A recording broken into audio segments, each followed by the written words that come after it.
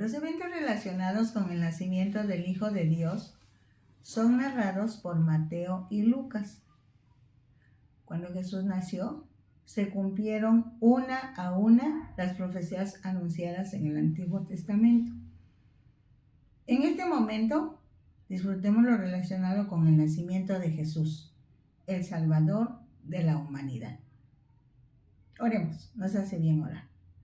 Padre de amor, en el nombre de Jesús, es un gozo para nosotros revisar la palabra, ver la armonía del Evangelio, disfrutar, Señor, cómo tú eres fiel, cómo eres bueno, cómo eres verdadero, eres verdad, cómo eres, Señor, cumplidor de tu palabra.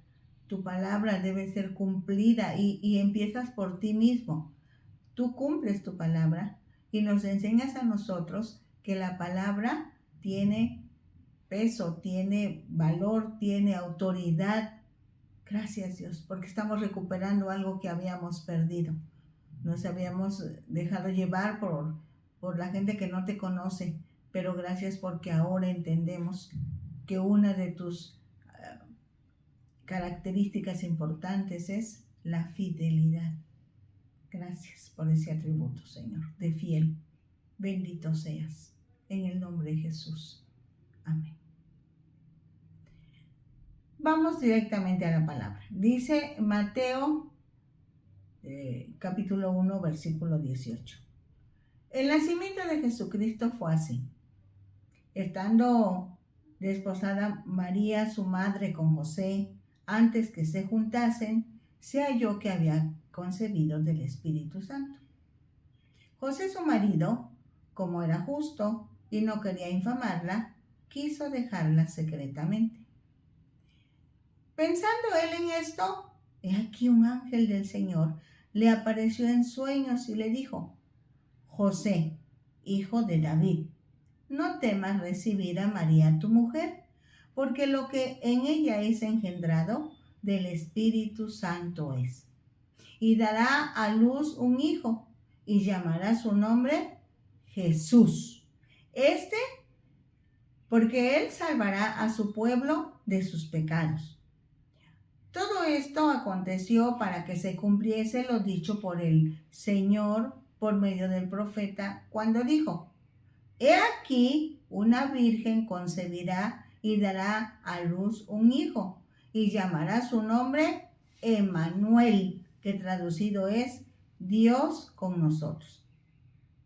Y despertando José del sueño, hizo como el ángel del Señor le había mandado, y recibió a su mujer, pero no la conoció hasta que dio a luz a su hijo primogénito, y le puso por nombre Jesús. El matrimonio judío constaba de 3 fases. Primero, las 2 familias se ponían de acuerdo respecto del compromiso de casarse. En segundo lugar, se daba a conocer públicamente ese acuerdo. En ese momento, la pareja estaba comprometida oficialmente, por decirlo de alguna manera. Así, lo que ahora se llama compromiso, ellos lo llamaban desposorio. Era una unión que podía ser anulada solo por la muerte o el divorcio. Está incluida la causa de fornicación. Y el tercer paso era que la pareja se casaba en una fiesta que duraba 7 días, era de gran algarabía, y comenzaban a vivir ya como una nueva familia.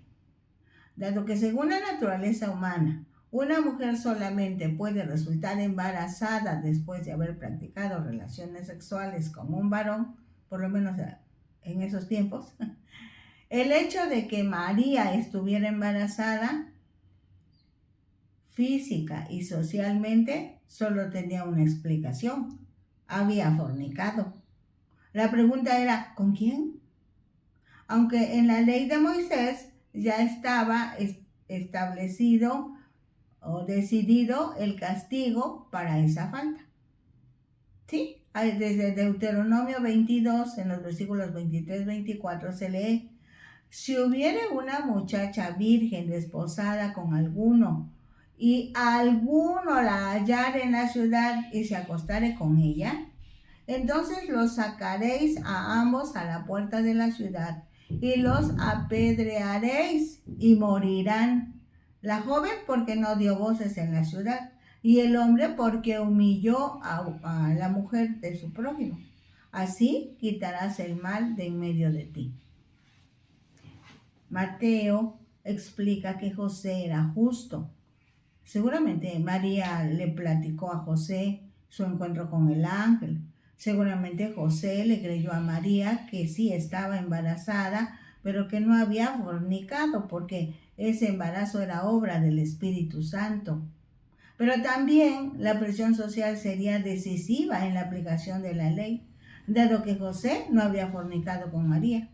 Entonces tenía derecho de divorciarse y en todo caso sería decisión de las autoridades judías apedrear a María hasta matarla.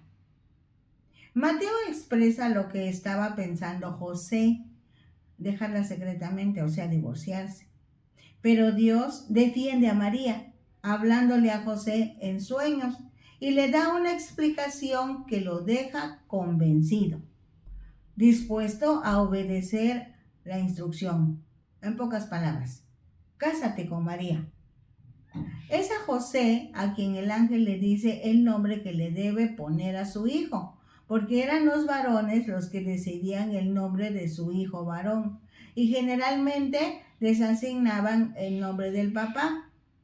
Ahora bien, José no era el papá, así que el papá de Jesús, Dios mismo, dijo cómo se debería llamar su hijo. De hecho, tiene varios nombres, pero aquí se destaca el nombre del hombre. Ese nombre es Jesús. Jesús significa Salvador. También indica su propósito, pues Jesús vino a la tierra para salvar a los seres humanos del poder y el castigo del pecado, ya que no pueden librarse de las consecuencias del pecado. Cuando el ángel le dice a José que el hijo de María había sido concebido por el Espíritu Santo, se revela que Jesús es Dios y hombre. O sea, Jesús tomó las limitaciones humanas para poder vivir, morir y resucitar, y así obtener la salvación de todos aquellos que creen en él. El profeta Isaías, 800 años antes de Cristo, en el capítulo 7 y versículo 14, había expresado: la Virgen concebirá y dará a luz un hijo y llamará su nombre Emmanuel. Hoy sabemos que Emmanuel significa Dios con nosotros, Dios entre nosotros. O sea, por medio del Espíritu Santo, Cristo Jesús, Jesucristo, está presente en la vida de cada creyente. No la conoció, dice, hasta después que nació su hijo Jesús. Esto es, después del nacimiento de Jesús, José y María formaron una familia como cualquier otra familia de la época. Vamos al Evangelio de Lucas en su capítulo 2, de los versículos 1 al 7. El lugar es Belén y el tiempo es cerca de los años 543 antes de Cristo. El Evangelio según Lucas explica las circunstancias históricas que rodean el nacimiento de Jesús, relacionándolo con los acontecimientos que estaban sucediendo en el Imperio Romano, porque Palestina vivía bajo el gobierno del Imperio Romano. Como mera referencia, veamos. Del año 30 antes de Cristo hasta el año 14 después de Cristo, aproximadamente en un lapso de 44 años, Augusto César fue el emperador. Del año 10 antes de Cristo hasta el año 9 después de Cristo, aproximadamente 19 años, Cirenio era gobernador de Siria. El censo romano se llevaba a cabo como una ayuda al reclutamiento militar o la recaudación de impuestos. Desde luego que los judíos no formarían parte del ejército romano, pero no podían evitar pagar impuestos. Ahora sí, vamos a la escritura. Dice Lucas 2:1. Aconteció en aquellos días que se promulgó un edicto de parte de Augusto César que todo el mundo fuese empadronado. Este primer censo se hizo siendo Cirenio gobernador de Siria, e iban todos para ser empadronados, cada uno a su ciudad. Y José subió de Galilea, de la ciudad de Nazaret, a Judea, a la ciudad de David, que se llama Belén, por cuanto era de la casa y familia de David, para ser empadronado con María su mujer, desposada con él, la cual estaba encinta. María y José radicaban en Nazaret de Galilea, pero eran originarios de Belén, de Judea, ambos descendientes del rey David. Las profecías del Antiguo Testamento decían que el Mesías nacería de la línea real de David. Si alguien quiere comprobar, puede buscar Isaías 11:1 o Jeremías 33:15. Por otro lado, por el decreto de Augusto César, Jesús nació en el pueblo profetizado, según Miqueas 5:2, Belén de Judea, a pesar de que sus padres vivían a 145 kilómetros de distancia, considerando que María estaba embarazada, casi para dar a luz. Los que saben opinan que ese viaje duró 8 días.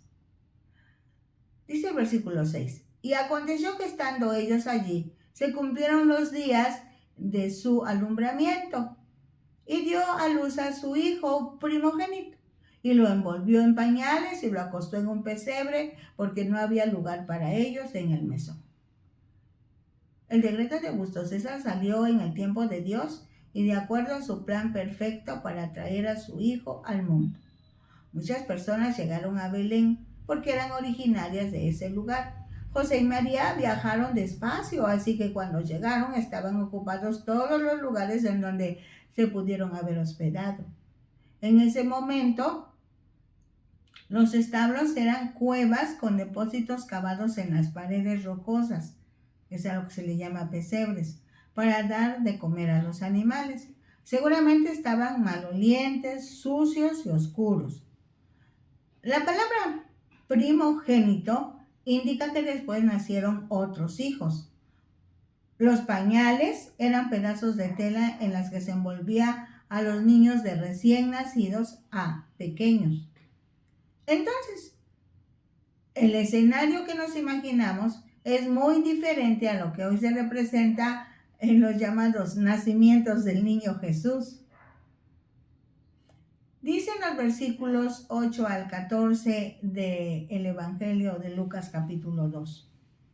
Había pastores en la misma región que velaban y guardaban las vigilias de la noche sobre su ganado.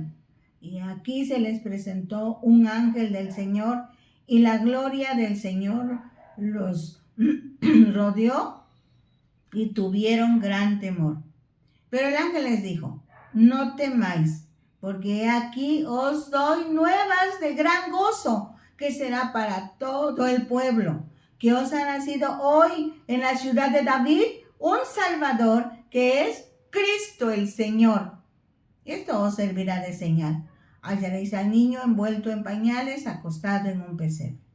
Y repentinamente apareció con el ángel una multitud de las huestes celestiales que alababan a Dios y decían: gloria a Dios en las alturas, y en la tierra paz, buena voluntad para con los hombres.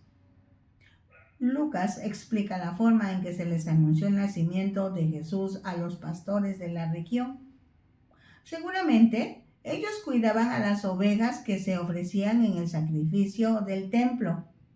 Como referencia, las ovejas eran mantenidas afuera entre marzo y diciembre. No se puede determinar la fecha exacta del nacimiento de Jesús. La expresión en las alturas se refiere al sitio más elevado de la alabanza, al cielo. La fiesta empezó en el cielo. La noticia venía del mismo trono de Dios y compartida a los pastores que estaban relacionados con los sacrificios para perdón de pecados. Ahora bien, la tierra en ese momento histórico gozaba de cierta paz, la famosa paz romana, pues habían cesado las guerras y el Imperio Romano estaba implantando una serie de leyes y acuerdos con los pueblos conquistados. Sin saberlo, los romanos y la sociedad en general, Dios, que ejerce el control en la humanidad, estaba preparando el momento en que, tomando forma humana, descendiera para mostrar al Padre amoroso, compasivo, misericordioso, el Padre que solo sabe hacer bien, pues la humanidad necesita estar en buena relación con Dios por medio de Jesucristo, para que después pueda experimentar la buena relación entre sí, entre los seres humanos. Dice en los versículos 15 al 20 de Lucas 2, sucedió que cuando los ángeles se fueron de ellos al cielo, los pastores se dijeron unos a otros, pasemos pues hasta Belén y veamos esto que ha sucedido y que el Señor nos ha manifestado. Vinieron pues apresuradamente y hallaron a María y a José y al niño acostado en el pesebre. Y al verlo, dieron a conocer lo que se les había dicho acerca del niño. Y todos los que oyeron se maravillaron de lo que los pastores les decían. Pero María guardaba todas estas cosas, meditándolas en su corazón. Y volvieron los pastores glorificando y alabando a Dios por todas las cosas que habían oído y visto, como se les había dicho.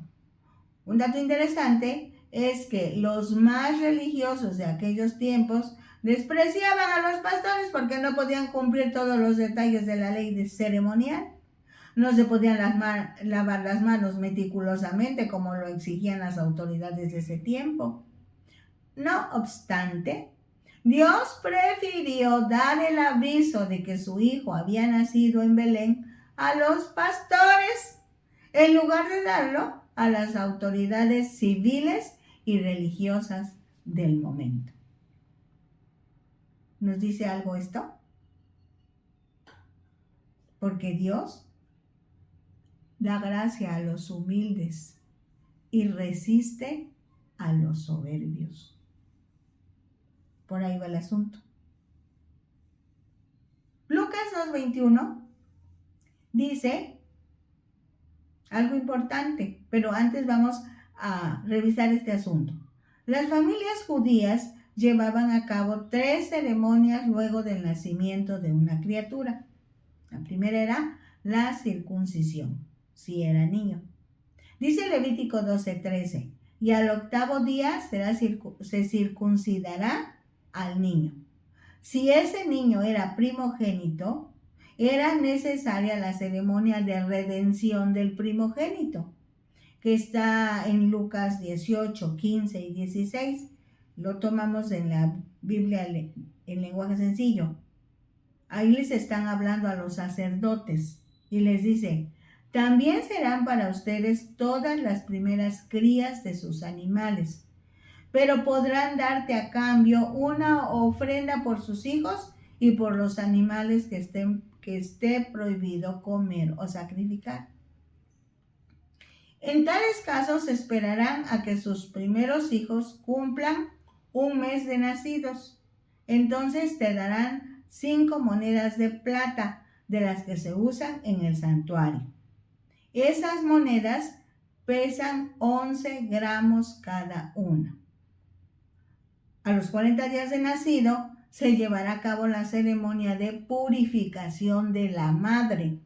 Según Levítico 12, del 1 al 8, dice, habló Jehová a Moisés diciendo, habla a los hijos de Israel y diles, la mujer cuando conciba y dé a luz varón, será inmunda 7 días, conforme a los días de su menstruación será inmunda. Y al 8º día se circuncidará al niño, mas ella permanecerá 33 días purificándose de su sangre. Ninguna cosa santa tocará ni vendrá al santuario hasta cuando sean cumplidos los días de su purificación. Y si diere a luz hija, será inmunda 2 semanas conforme a su separación, y 66 días estará purificándose de su sangre. Cuando los días de su purificación fueren cumplidos, por hijo o por hija, traerá un cordero de 1 año para holocausto y un palomino o una tórtola para expiación a la puerta del tabernáculo de reunión al sacerdote. Y él los ofrecerá delante de Jehová y hará expiación por ella y será limpia del flujo de su sangre. Esta es la ley para la que diere a luz hijo o hija. Y si no tiene lo suficiente para un cordero, tomará entonces 2 tórtolas o 2 palominos, uno para holocausto y otro para expiación, y el sacerdote hará expiación por ella y será limpia. Regresemos a Lucas para comprobar que José y María cumplieron lo que decía la Escritura. Ahora sí, Lucas 2:21 dice: cumplidos los 8 días para circuncidar al niño, le pusieron por nombre Jesús, el cual le había sido puesto por el ángel antes que fuese concebido. Repetimos lo que dice Levítico 12:3. Y al 8º día se circuncidará el niño. Ahora, los versículos 22 y 24 de Lucas 2 están en Jerusalén. Dice: y cuando se cumplieron los días de la purificación de ellos, conforme a la ley de Moisés, le trajeron a Jerusalén para presentarle al Señor. Repetimos lo que dice Levítico 12, 1 al 8. Habló Jehová a Moisés diciendo: habla a los hijos de Israel y diles: la mujer cuando conciba y dé a luz varón será inmunda 7 días, conforme a los días de su menstruación será inmunda. Mas ella permanecerá 33 días purificándose de su sangre. Ninguna cosa santa tocará, ni vendrá al santuario hasta cuando sean cumplidos los días de su purificación, o sea, a los 40 días después de nacido el niño. Dice el versículo 23: como está escrito en la ley del Señor, todo varón que abriere la matriz será llamado santo al Señor. Volvemos a Números 18, 15 y 16. También serán para ustedes todas las primeras crías de sus animales, pero podrán darte a cambio una ofrenda por sus hijos y por animales que esté prohibido comer o sacrificar. En tales casos, esperarán a que sus primeros hijos cumplan 1 mes de nacidos. Entonces te darán 5 monedas de plata, de las que se usan en el santuario. Esas monedas pesan 11 gramos cada una. Era el precio del rescate o redención por el primogénito. Dice el verso 24, y para ofrecer conforme a lo que se dice en la ley del Señor, 1 par de tórtolas o 2 palominos. Como se puede comprobar, José y María ofrecieron la ofrenda que daban los pobres, pues ellos no tenían lo suficiente para un cordero. Y como también podemos revisar, la que necesitaba ser purificada era María, no ellos, sino solo María. Dicen los versículos 25 al 35 de Lucas 2. Y aquí había en Jerusalén un hombre llamado Simeón, y este hombre, justo y piadoso, esperaba la consolación de Israel, y el Espíritu Santo estaba sobre él. La consolación de Israel se refiere a la prosperidad que el Mesías traería a su pueblo. Según Isaías 40, 1 y 2 dice: consolaos, consolaos, pueblo mío, hablad al corazón de Jerusalén, decidle a voces que su tiempo es ya cumplido, que su pecado es perdonado, que doble ha recibido de la mano de Jehová por todos sus pecados. Dice el versículo 26, y le había sido revelado por el Espíritu Santo que no vería la muerte antes que viese al ungido del Señor. Y movido por el Espíritu, vino al templo. Y cuando los padres del niño lo trajeron al templo para hacer por él conforme al rito de la ley, él le tomó en sus brazos y bendijo a Dios diciendo: ahora, Señor, despides a tu siervo en paz, conforme a tu palabra, porque han visto mis ojos tu salvación, la cual has preparado en presencia de todos los pueblos, luz para revelación a los gentiles y gloria de tu pueblo Israel. Como otros personajes bíblicos, de este Simeón no se conoce mucho de su historia personal, pero sí registra que el Mesías proclamaría la liberación de Israel y salvación también para los gentiles. Y José, dice el versículo 33, y José y su madre estaban maravillados de todo lo que se decía de él. José y María se maravillaron porque Simeón dijo que Jesús era un don de Dios. Lo reconoció como el Mesías y agregó que Jesús sería luz para todo el mundo. Dice el versículo 34, y los bendijo Simeón y dijo a su madre María, he aquí, este será puesto para caída y para levantamiento de muchos en Israel y para señal que será contradicha. Y una espada traspasará tu misma alma para que sean revelados los pensamientos de muchos corazones. En su profecía, Simeón dejó saber que con Jesús no habría una posición neutral. La gente lo aceptaría con alegría o lo rechazarían por completo. Esto lo expresó ya el profeta Isaías en el capítulo 8, versículos 14 y 15. Entonces, él será por santuario, pero a las dos casas de Israel, por piedra para tropezar y por tropezadero para caer, y por lazo y por red al morador de Jerusalén. Y muchos tropezarán entre ellos, y caerán y serán quebrantados, y se enredarán y serán apresados.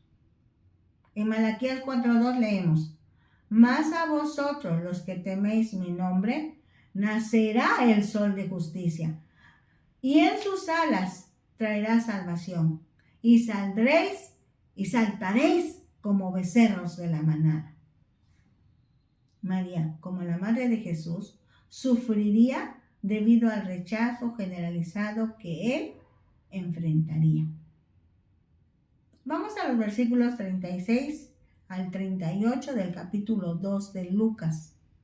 Estaba también allí Ana, profetisa, hija de Fanuel de la tribu de Aser, de edad muy avanzada, pues había vivido con su marido 7 años desde su virginidad, y era viuda hacia 84 años, y no se apartaba del templo, sirviendo de noche y de día con ayunos y oraciones. El escritor reconoce que Ana, mujer anciana, era profetisa. Recordemos que los profetas y las profetisas hablaban de parte de Dios y proclamaban su verdad. Dice el versículo 38, esta, presentándose en la misma hora, daba gracias a Dios y hablaba del niño a todos los que esperaban la redención de Jerusalén. Ana halló gracia en los ojos de Dios porque reveló al Mesías, la esperanza de Israel, aunque ya era una anciana. Las vidas de Ana y Simeón demuestran que la edad no tiene nada que ver con un ministerio ungido que puede influir y modelar a la siguiente generación de hijos de Dios. Cada uno de nosotros estemos atentos porque nuestra vida es muy útil en las manos de Dios. ¿Habías pensado en esto? Sí, tú puedes ser útil en las manos de Dios. Dios está esperando tu decisión para que ocupes el lugar que tienes dentro de la iglesia, dentro del cuerpo de Cristo. Pongamos atención a la palabra. No solo son historias bonitas, sino es la palabra de Dios para el corazón de todos y cada uno de nosotros.